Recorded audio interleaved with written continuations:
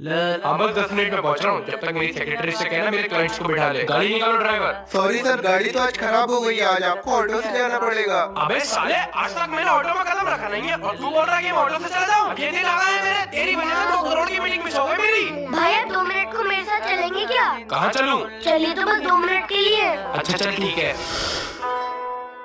आप जानते हैं कौन सी जगह है? अरे तू पागल है क्या? सबको पता है ये कब्रिस्तान है। जी हाँ, ये कब्रिस्तान है। लेकिन तू मुझे यहाँ लेकर क्यों आया है? भाई इस शहर के जितने भी रईस है ना, सब यही आकर दफन हुए हैं। ये अमीरी, ये रईसी सब यही रह जाएगी। मिट्टी से बने हो, मिट्टी में मिल जाओगे। ये आलीशान बंगले किसी काम के नहीं है। ये जो आप कर रहे हो ना, ये 2 दिन का सफर है। 2 गज जमीन का टुकड़ा, छोटा सा तेरा घर है। दुनिया के है मुसाफिर, मंजिल तेरी कब्र है। और मत करना जिंदगी में घमंड है दोस्त, तकदीर बदलती रहती है, शीशा वही रहता है, तस्वीर बदलती रहती है।